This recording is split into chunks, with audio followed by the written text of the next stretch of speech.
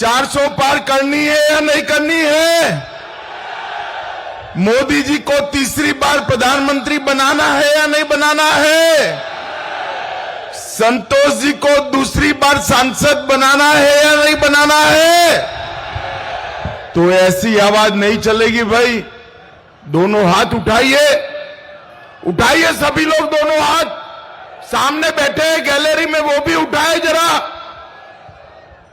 विजय के संकल्प की मुट्ठी बींचिए और प्रचंड आवाज से बोलिए, भारत माता की, भारत माता की जय श्री राम, जय जय श्री राम।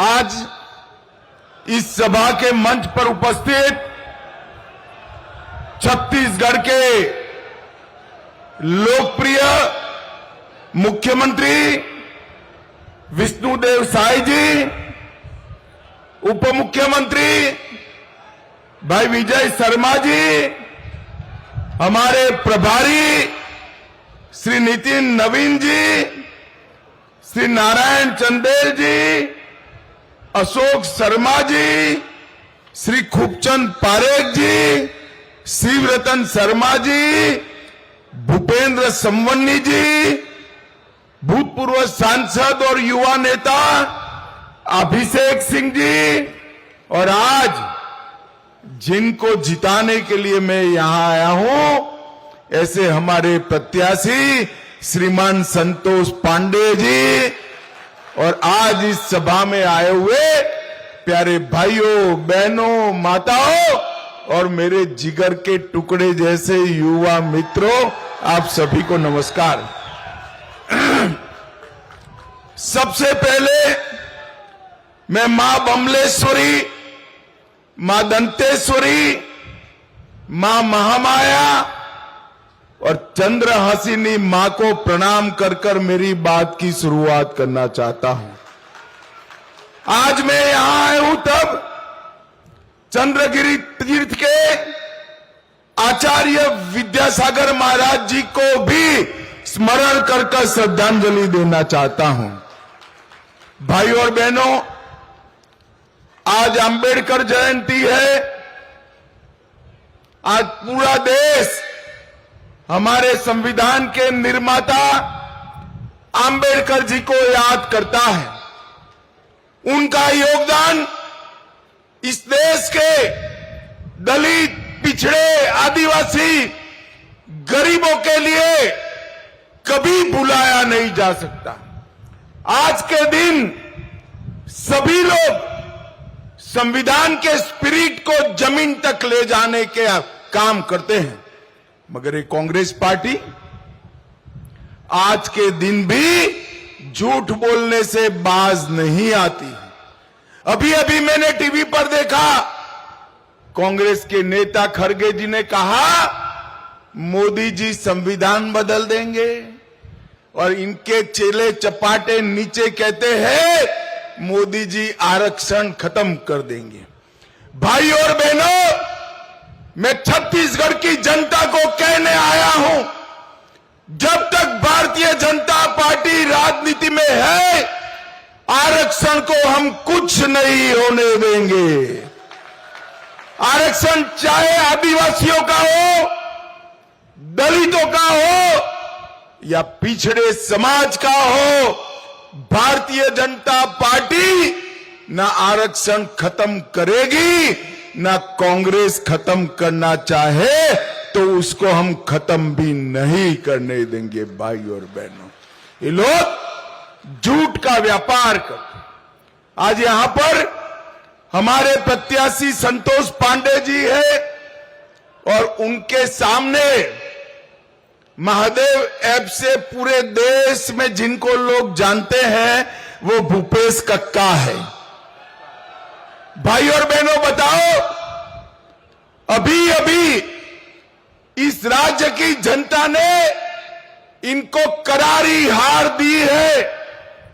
छत्तीसगढ़ के इतिहास में सबसे बड़ा विजय भारतीय जनता पार्टी को अगर छत्तीसगढ़ की जनता ने दिया है तो हमारे विष्णुदेव साय को बहुमति देने का विषय किया है।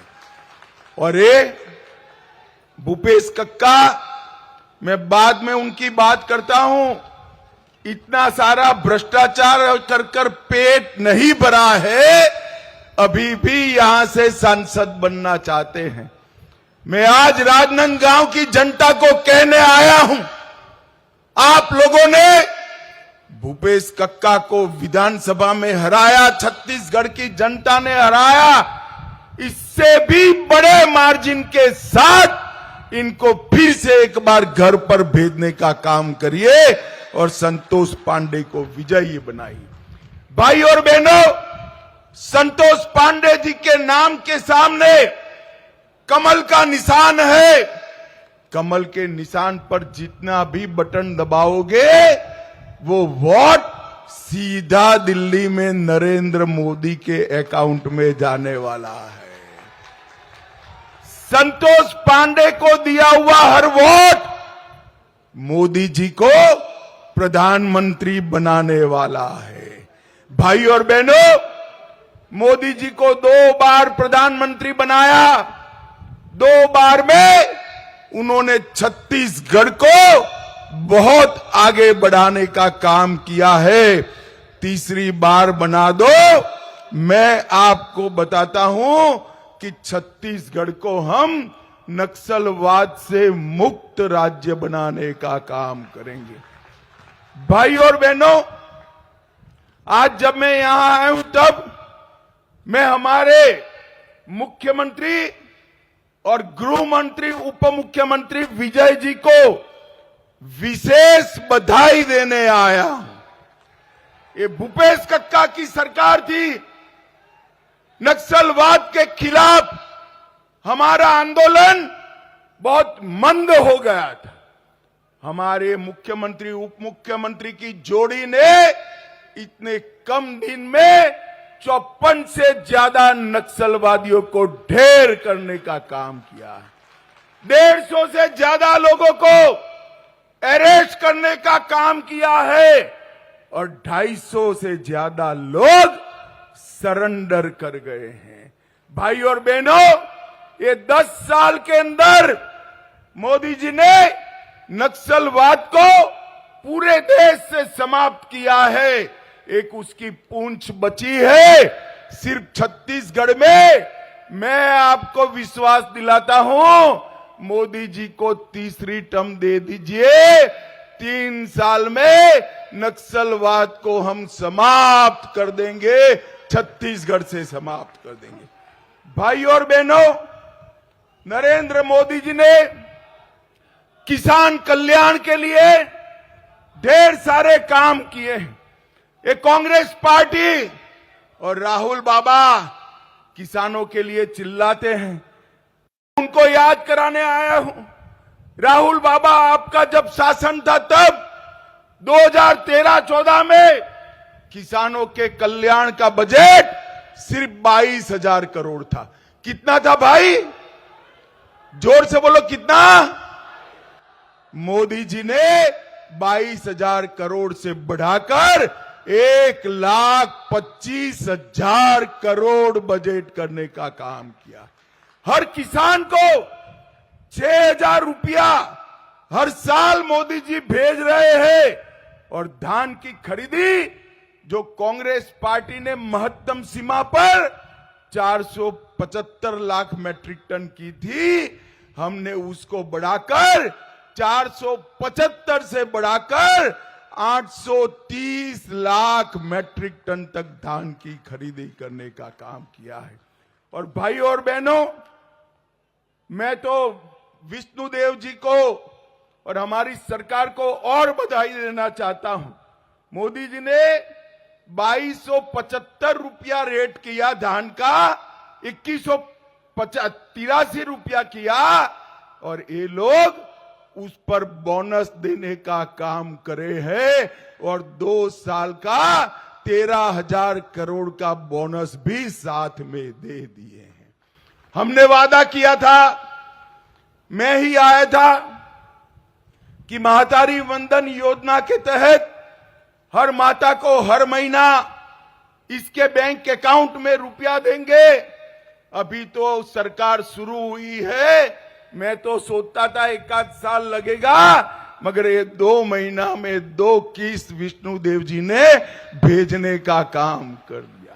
ये भारतीय जनता पार्टी की सरकार ने राजनंद गांव के अंदर मेडिकल कॉलेज बनाया है। हमने यहां एक शुगर फैक्ट्री खोला था, भूपेश कक्का ने बंद कर दिया, और हमारी सरकार फिर से उसको चालू करने का काम कर रही है। भाइयों बहनों, उसको चालू करने का काम करी। भाइयों और बहनों, हमने 3100 रुपया क्विंटल के भाव से न केवल धान खरीदने का निर्णय लिया, 21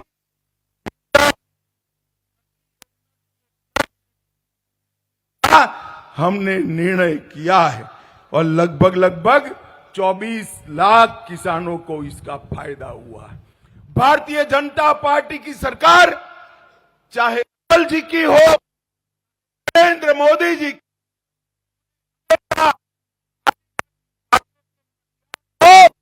सबसे ऊपर रखा है।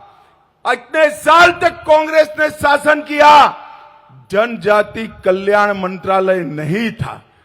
अटल जी ने आदिवासी कल्याण मंत्रालय बनाया, और नरेंद्र मोदी जी ने जल, जंगल और जमीन की रक्षा के साथ साथ सुरक्षा, सम्मान और समावेशी विकास देने का काम भी नरेंद्र मोदी जी ने किया। भाइयों और बहनों, ये भूपेश कक्का बोलते हैं आदिवासी आदिवासी। मैं पूछना चाहता हूं, 75 साल तक राज किया कांग्रेस पार्टी ने, परंतु कभी भी कोई आदिवासी बेटा बेटी को राष्ट्रपति नहीं बनाए। मोदी जी ने हमारी ओडिशा की आदिवासी गरीब परिवार की बहन द्रौपदी मुर्मू को राष्ट्रपति बनाकर आदिवासियों का सम्मान करने का काम किया। भगवान बिरसा मुंडा के जयंती को जनजातीय गौरव दिन के रूप में मनाया, और बजट एसटी कंपोनेंट का ये भी कांग्रेस 24,000 करोड़ का छोड़कर गई थी। कितना छोड़ा था भाई, जोर से बोलो जरा, कितना? 24,000 करोड़। मोदी जी ने इसको 1,25,000 करोड़ तक ले जाने का काम नरेंद्र मोदी जी ने किया। हमने नए एकलव्य विद्यालय बनाए, और मैं आज भूपेश कक्का को पूछने आया हूं, 10 साल तक आपकी सरकार थी, सोनिया मनमोहन की सरकार थी, आपने छत्तीसगढ़ को क्या दिया? छत्तीसगढ़ को इन्होंने 77,000 करोड़ रुपया दिया था।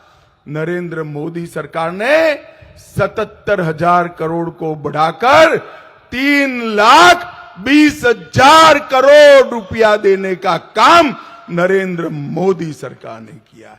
72,000 करोड़ के इंफ्रास्ट्रक्चर के काम किए, 25,000 करोड़ के रोड बनाए, 45,000 करोड़ रुपया रेलवे पर, और 250 करोड़ रुपया एयरपोर्ट के उत्थान में खर्च करने का काम नरेंद्र मोदी सरकार ने किया है। और भाई और बहनों, मैं आज यहां आपको कहने आया हूं, 38 लाख लाभार्थी को पीएम किसान का फायदा पहुंचा, 40 लाख गरीबों के घर में छत्तीसगढ़ में नल से जल पहुंचा, 2 करोड़ नागरिकों को 5 लाख तक का सारा खर्चा आज नरेंद्र मोदी सरकार उठा रही है। 38 लाख घरों में शौचालय बनाए, 2 करोड़ लाभार्थियों को 5 किलो अनाज प्रति माह देने का काम नरेंद्र मोदी सरकार ने किया। और तीसरी बार बना दो सरकार, अगले 5 साल तक ये 5 किलो अनाज जारी रहने वाला है। 38 लाख कनेक्शन दिए, 12 लाख आवास दिए, और मुख्यमंत्री जी ने आते ही और 18 लाख गरीबों के आवास बनाने की घोषणा हमारे विष्णु जी ने कर दी है। भाई और बहनों, आज मैं भूपेश जी के बारे में भी बात करने आया। भूपेश जी अगर कहते हैं कि आज सोमवार है तो जरूर मान लेना कि आज रविवार है, क्योंकि वो कभी सच बोलते ही नहीं है। उन्होंने गंगा जल छूकर कहा था शराबबंदी बंद करेंगे और शराब की नदियां बहा दी। उन्होंने महादेव ऐप का करप्शन किया, झूठ उद्योग खोलने की बात की थी, नहीं खोला। माताओं बहनों को प्रति माह 5,000 रुपया देने का वादा किया था, नहीं दिया। खैरागढ़ संगीत विश्वविद्यालय को वो रायपुर शिफ्ट कराना चाहते थे, भारतीय जनता पार्टी ने उसको खैरागढ़ में ही रखने का निर्णय किया और अब इसको और आधुनिक बनाने हम जाएंगे। भाई और बहनों, मैं आज एक बात और करने आया हूं। इस देश में सारे घपले घोटाले हुए, मगर कोई घोटाला भगवान के नाम से नहीं हुआ। 2G घोटाला हुआ, वो भी कांग्रेस ने किया। कॉमनवेल्थ घोटाला हुआ, वो भी कांग्रेस ने किया। बोफोर्स का घोटाला हुआ, वो भी कांग्रेस ने किया। सबमरीन का घोटाला किया, वो भी कांग्रेस ने किया, मगर किसी का नाम भगवान के नाम से नहीं है। ये भूपेश कक्का ने तो महादेव को भी नहीं छोड़ा। 508 करोड़ रुपए का महादेव ऐप का घोटाला किया, कोयला घोटाला, शराब घोटाला, अन्न योजना का घोटाला, रेत घोटाला, पीएससी घोटाला, गोबर घोटाला, डीएमएफ घोटाला, गोठान घोटाला, वर्मी कंपोस्ट का घोटाला। ये सारे घोटाले करते करते करते ये थके नहीं है, तो फिर से राजनांदगांव वालों आपके पास आए हैं। इनको फिर से चुनना चाहिए क्या? जरा बताओ तो भाई, चुनना चाहिए? अरे जोर से बोलो, चुनना चाहिए? भाई और बहनों, नरेंद्र मोदी सरकार ने 10 साल के अंदर ढेर सारे काम किए हैं। मैं आपको पूछने आया हूं, ये कश्मीर जो है हमारा है या नहीं है? जरा जोर से बोलो, है या नहीं है? ये कांग्रेस पार्टी कहती है कि छत्तीसगढ़ और राजस्थान वालों का कश्मीर से क्या लेन देन। अरे खड़गे जी, ये राजनांदगांव के युवा कश्मीर के लिए अपनी जान दे सकते हैं, जान दे सकते हैं। भाई और बहनों, माताओं, मुझे बताओ, धारा 370 हटनी चाहिए थी या नहीं हटनी चाहिए थी? एक कांग्रेस पार्टी धारा 370 को संभाल कर बैठी थी। नरेंद्र मोदी जी ने 5 अगस्त 2019 को धारा 370 को समाप्त कर कश्मीर को हमेशा के लिए भारत का अंग बना दिया। भाई और बहनों, मैं राम के नैनीहाल में आया हूं। मुझे बताओ, अयोध्या में राम मंदिर बनना चाहिए था या नहीं बनना चाहिए था? जोर से बोलो, बनना चाहिए था या नहीं बनना चाहिए था? एक कांग्रेस पार्टी 70 साल से राम मंदिर के मुद्दे को भटका रही थी, लटका रही थी, अटका रही थी। मोदी जी ने आपने दूसरी बार प्रधानमंत्री बनाया, मोदी जी ने भूमि पूजन भी किया, केस भी जीता और 22 जनवरी को प्राण प्रतिष्ठा कर रामलल्ला को अपने भव्य मंदिर में विराजमान कर। और 17 तारीख को भगवान राम का बर्थडे है, रामनवमी है। 500 साल के बाद पहली बार रामलल्ला अपने मंदिर में बर्थडे मनाएंगे। भाइयों, मंदिर में मनाएंगे। भाई और बहनों, एक कांग्रेस पार्टी ने कुछ नहीं किया है। और मैं आज, मोदी जी ने अभी अभी घोषणा पत्र जारी किया है, मैं आज कहकर जाता हूं, हमारा घोषणा पत्र में मोदी जी ने कहा है कि हम पूरे देश में यूसीसी को लागू कराएंगे। भाई और बहनों, पूरे देश में विधानसभा और लोकसभा के चुनाव एक साथ कराए जाएंगे। वन नेशन वन इलेक्शन जमीन पर लाएंगे। सारे बुजुर्ग 70 साल के जो है वो सारे, कितनी भी इनकम हो, 5 लाख तक का उनका पूरा इलाज फ्री ऑफ कॉस्ट कर दिया जाएगा। 3 करोड़ घर और बनाएंगे। गरीबों के घर पर सोलर पैनल लगाए जाएंगे और 3 करोड़ घरों में झुग्गी झोपड़ी में रहने वालों को प्रायोरिटी देंगे। और गैस का सिलेंडर दिया है ना माताओं बहनों, जोर से ताली बजाओ। अब पानी की तरह नल से गैस भी आने वाला है और सस्ता गैस आने वाला है। हमने 1 करोड़ लखपति दीदी बनाया है। आगे चलकर हम 3 करोड़ लखपति दीदी मेनली आदिवासी और पिछड़ा समाज का बनाने का काम नरेंद्र मोदी जी करेंगे। भाई और बहनों, मोदी जी ने देश को समृद्ध किया है। मोदी जी ने देश को सुरक्षित किया है। मोदी जी ने देश को आतंकवाद से बचाने का काम किया है। 10 साल तक सोनिया मनमोहन सरकार थी। आए दिन आतंकवादी पाकिस्तान से घुसते थे। घुसकर ये आलिया मालिया जमालिया आकर यहां बम धमाके करते थे। कोई रोकने वाला नहीं था।